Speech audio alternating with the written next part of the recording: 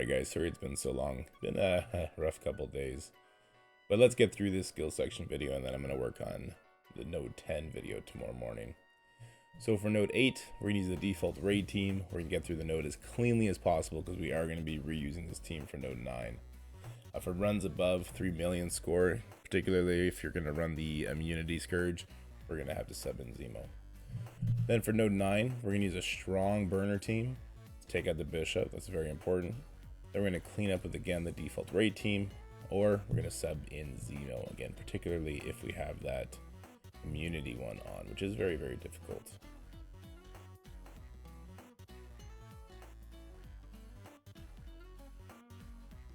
Alright, so one thing that I forgot to put in the other videos was the Scourges that are being used here. I'm going to include this in the description below, as well as the comment section. I'm going to go do that in all the videos so people know what's up. But let me break it down here. So we're using Dark Resolve, Power Syphon, Not So Fast, Overcharged, Power Fatigue 1, Stage Fight, Unkillable, Unstoppable, Dark Rally, Power Fatigue 2, Bleeder, Butterfly Effect, Fight or Flight, Vile Resurgence, When It Rains, Energy Absorption, Rope-a-Dope, and Stay Down. So we're not using any health modifiers. We don't have immunity on. We don't have any of the anti-healing Scourges on. Those are pretty free as long as you're able to handle nodes 5 and 10 with your Heroes, Guardians, and maybe some Ravagers to help out. But this opening is very, very important. Zemo's here to strip the taunt from Jax, but he's got another very important thing he needs to do, and that's to get slows and vulnerables on Emma, Dagger, and Sabretooth. If you get it on T'Challa, that works too. Even though you might be running Rope-a-Dope, if he has vulnerable and he gets a bunch of buffs, all that'll do is power up your Shang-Chi's ultimate when he eventually uses it. But what you're about to see here is kind of like a little cheat code for this. Now this is a 7 red star, 7 yellow star Kestrel, and you'll see Sabretooth and Emma completely blown out the gate. I don't expect everyone to have a 7/7 Kestrel.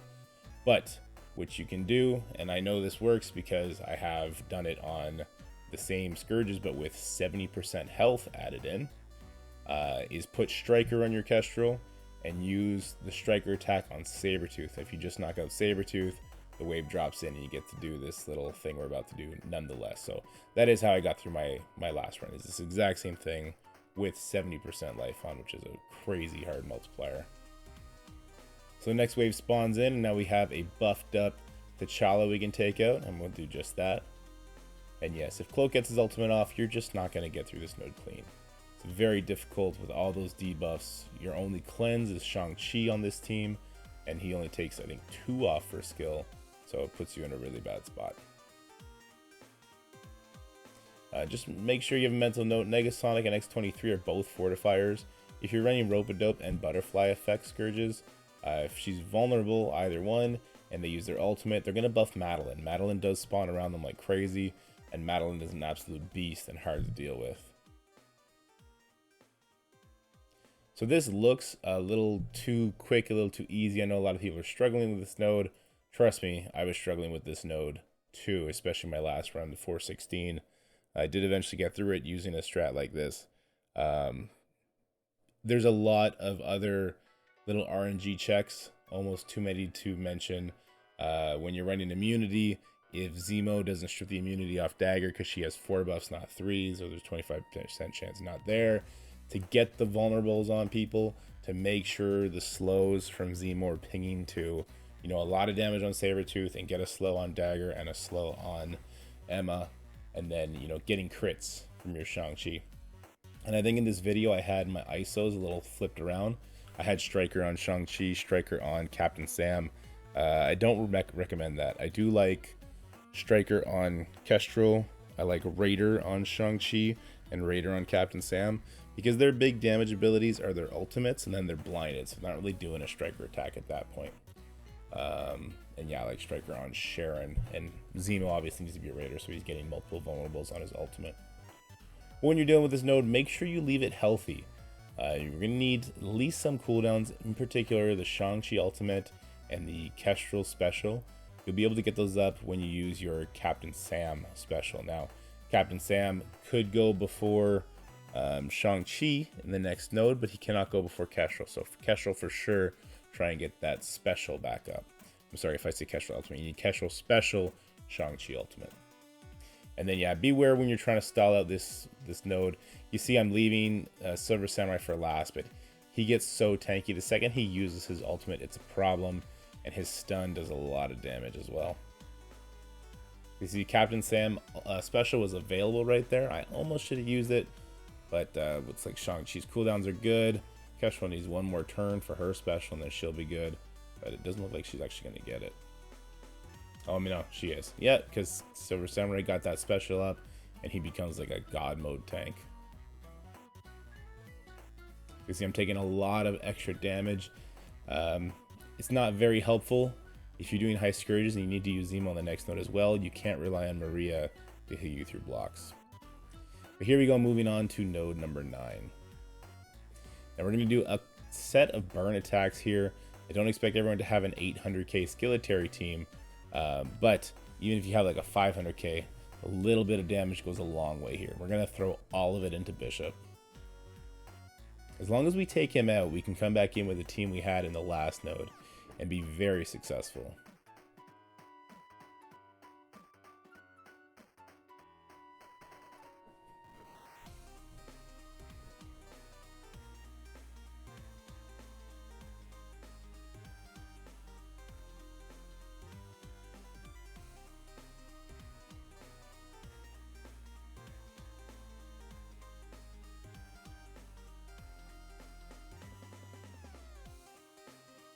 So you see we got the Bishop to around half-life. We got the Daredevil down pretty low too, so that's good. Next thing we're going to do is use a pretty strong team. And here's where you're going to have to make a choice for yourself. So if you come in with Zemo, you can get around the Bishop taunt. And then that's fine. You don't need Zemo. If you're going to have the immunity Scourge on, you need to use Zemo anyway. So, I mean, what does it really matter?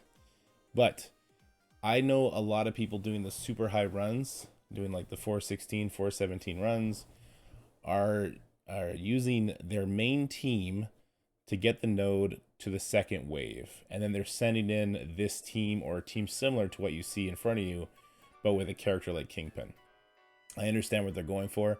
I'm not a super big fan of it. You see, I did use Zemo here because you have no immunity on. But yeah, if you're using the immunity Scourge, do not use Zemo here for this attack.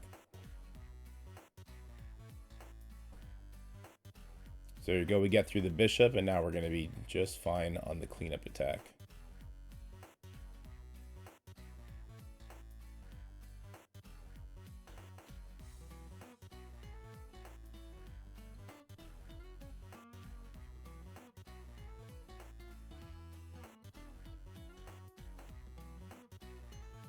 We're not going to get much else done here. We're just going to die off a nice slow death. And if you're running the Scourges where they're going to get energy back, it's not fun to walk into a Dazzler ultimate or a Black Bolt ultimate or even an Echo ultimate. But the team is pretty slow, and if you don't have that Bishop blocking you, you're able to AoE the wave down pretty much before it does anything, which is really nice, really handy.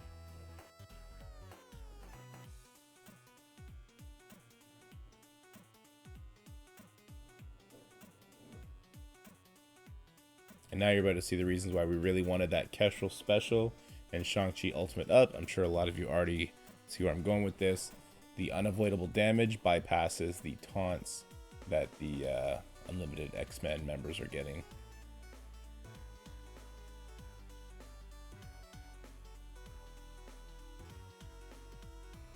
And so you see I am using Maria here because there's no immunity Scourge.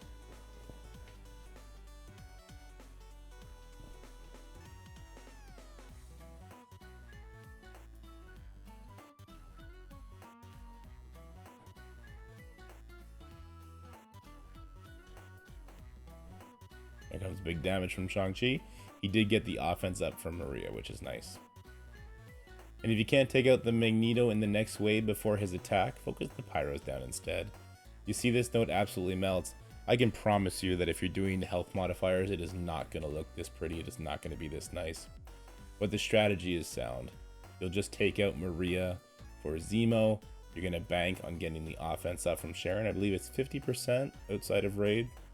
And then you're just going to plan to blow it up. Now, if you do have that immunity on, you will not get the dodges off of, I'm sorry, you will not get the immunity off of the unlimited members because they do have dodge on spawn, which means they're going to be hanging around to the second wave, and they make it very painful, particularly Phantom X. So just be mindful and aware that you're going to have to deal with that problem. It's just going to take a lot of RNG resets. Anyway, guys, let me pop up, say hello. There we go. Sorry. Oh yeah, sorry, I'm in the dark. Yeah, sorry, I got super sick. Basically just been like bed rest. It's like 3 a.m. and I couldn't sleep, so I just got up and did the voiceover for this real quick. Gonna have No 10 coming soon, and then I think I'm actually gonna do like a full run of like a 416 Scourge run, so you guys can see the madness of that. And maybe I'll do it on Twitch and then pull it down to YouTube.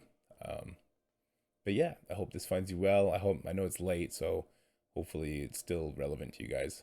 If you like this video, please like, share, and subscribe. Stay happy, healthy, have fun. I'll see you guys in the next one. Bye for now.